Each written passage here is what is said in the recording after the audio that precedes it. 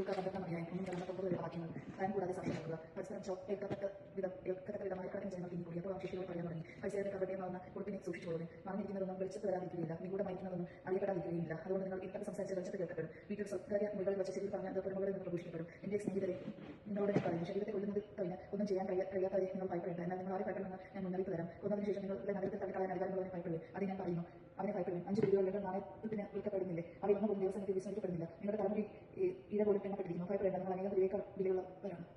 ഞാൻ നിങ്ങളോട് പറയുന്നു, മനുഷ്യരുടെ മുമ്പിൽ തന്നെ ഏറ്റു പറയുന്ന ഏതൊരുവനെയും ദൈവത്തിന്റെ ദൂതന്മാരുടെ മുമ്പിൽ മനുഷ്യപുത്രനെ ഏറ്റു പറയും. മനുഷ്യരുടെ മുമ്പിൽ തന്നെ തള്ളി പറയുന്ന ദൈവത്തിന്റെ ദൂതന്മാരുടെ മുമ്പിൽ തള്ളി പറയും. മനുഷ്യപുത്രനെതിരായി സംസാരിക്കുന്നതിനോട് ക്ഷണിക്കപ്പെടും. എന്നാൽ പരിശുദ്ധാത്മാവിനെതിരായി ദൂഷണം പറയുന്നതിനോട് ക്ഷണിക്കപ്പെടുകയില്ല.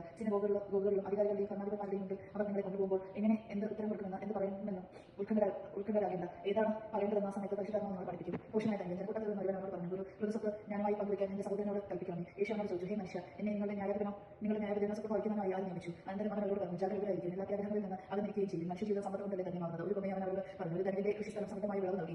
അവൻ ഇങ്ങനെ ചിന്തിച്ചു, ഞാൻ എന്ത് ചെയ്യും? ഈ ധ്യാനം മുഴുവൻ സൂക്ഷിക്കാൻ എനിക്ക് സ്ഥലമില്ലല്ലോ. അവൻ പറഞ്ഞു, ഞാൻ ഇങ്ങനെ ചെയ്യും, എന്റെ അരക്കുടകൾ പൊളിച്ച് കൂടുതൽ വലിയ പണിയും അതിൽ എന്റെ ധ്യാനവും വിഭവങ്ങളും സംഭരിക്കും. അനന്തരം ഞാൻ എന്റെ ആത്മാവിനോട് പറയും, ആത്മാവെ, അനേക വർഷത്തേക്ക് വേണ്ട വിഭവങ്ങൾ നിനക്കായി സംഭരിക്കപ്പെട്ടിരിക്കുന്നു. വിശ്രമിക്കുക, തിന്നുകൂടി ആനന്ദിക്കുക. എന്നാൽ ദൈവം അവനോട് പറഞ്ഞു, പക്ഷേ ഈ രാത്രി ആത്മാവിനെ നിന്നിൽ നിന്ന് ആവശ്യപ്പെടും. അപ്പോൾ നീ ഒഴിച്ചു വെച്ചിരിക്കുന്ന അവരുടേതാണ്. ഇതുപോലെ ദിവസം നിധിയിൽ സമ്പന്നനാകാത്തവന് തനിക്ക് വേണ്ടി സമ്പത്ത് ശേഖരിച്ച് വയ്ക്കുന്നവന് ദൈവ പരിപാലനയിൽ ആശ്രയം. വീണ്ടും അവൻ ശിഷ്യരോട് അറിയിച്ചു, അതിനാൽ ഞാൻ നിങ്ങളോട് പറയുന്നു, എന്ത് ഭക്ഷിക്കും എന്ന് ജീവനെ പറ്റിയോ എന്ത് ധരിക്കുന്ന ശരീരത്തെ പറ്റിയോ നിങ്ങൾ ആകുലരാകേണ്ട. എന്നാൽ ജീവൻ ഭക്ഷണത്തിനും ശരീരം വസ്ത്രത്തിനും ഉപരിയാണ്.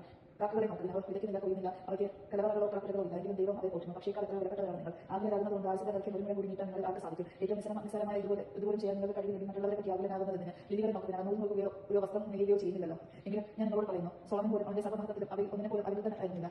ഉള്ളതിൽ നിന്നും നാളെ തീയിൽ അറിയപ്പെടുന്നതുമായ വയലിലെ പുല്ലിനെ ദൈവം ഇത്രമാത്രം അണിയിക്കുമെങ്കിൽ അല്പവിശ്വാസികളെ നിങ്ങൾ എത്രയധികം അണിയിക്കുകയില്ലേ?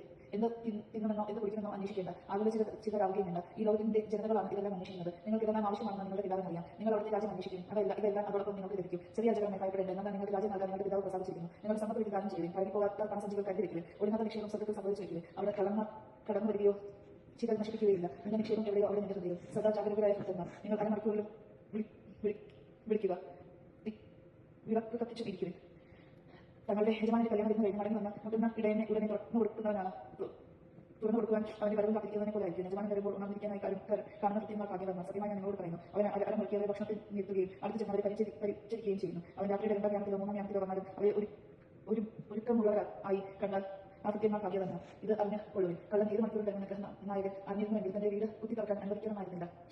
നിങ്ങൾ ഒരുങ്ങിയിരിക്കും. എന്നാൽ പ്രതീക്ഷിക്കാത്ത മണിക്കൂറിലാണ് മനുഷ്യപുത്രൻ വരുന്നത്. കർത്താവ് ചോദിച്ചു, കർത്താവ് ഈ രൂപം പറയുന്നത് ഞങ്ങൾക്ക് വേണ്ടിയോ എല്ലാവർക്കും വേണ്ടിയോ? അപ്പോൾ കർത്താവ് പറഞ്ഞു, വീട്ടുജോലിക്കാർക്കും യഥാസമയം ഭക്ഷണം കൊടുക്കേണ്ടതിന് യജമാനൻ അവരുടെ മേൽ നിയമിക്കുന്ന വിശ്വസ്തതയിൽ ദീർഘമായ കാര്യസ്ഥനാണ്. യജമാനൻ വരുമ്പോൾ ജോലി വ്യാപകനായി കാണപ്പെടുന്ന കൃത്യം ഭാഗ്യവാൻ. സത്യമായി ഞങ്ങളോട് പറയുന്നു, അവൻ തന്റെ സകലസുഖങ്ങളുടെയും എല്ലാവരെ നിയമിക്കും. എന്നാൽ ആ കൃത്യന്റെയും യജമാനൻ വരാൻ വൈകുന്ന ഉള്ളിൽ കരുതി യജമാനന്റെയും ദാസന്മാരെയും അടിക്കാനും തിന്നുപിടിച്ച് ഉന്മത്തരാക്കാൻ തുടങ്ങിയാൽ പ്രതീക്ഷിക്കാത്ത ദിവസത്തിലും അറിയാത്ത മണിക്കൂറിലും യജമാനൻ വരികയും അവനെ ശിക്ഷിച്ച് അവന്റെ പങ്ക് അവിശ്വാസികളോടെ ആക്കുകയും ചെയ്യും. യജമാനന്റെ ഹിതം അറിഞ്ഞിട്ടും അതനുസരിച്ച് പ്രവർത്തിക്കുകയോ അതിന് ഒരുങ്ങിയോ ചെയ്യാത്ത കൃത്യം കഠിനമായി പ്രഹരിക്കപ്പെടും. എന്നാൽ അറിയാതെയാണ് ഒരുവൻ ശിക്ഷാർഹമായ തെറ്റ് ചെയ്തെങ്കിൽ അവനെ ലഘുവായി പ്രഹരിക്കപ്പെടുകയുള്ളൂ. അധികം ലഭിച്ചതിൽ നിന്ന് അധികം ആവശ്യപ്പെടും. അധികം ഏൽപ്പിക്കപ്പെട്ടവനോട് അധികം ചോദിക്കും.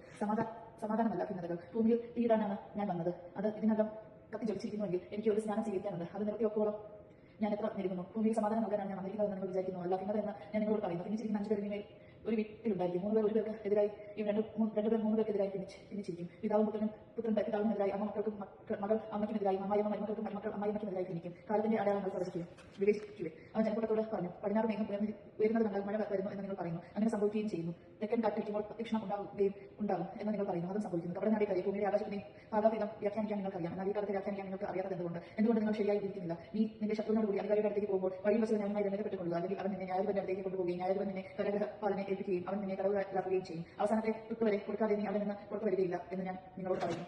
യജമാനൻ കേട്ടത് നമുക്ക്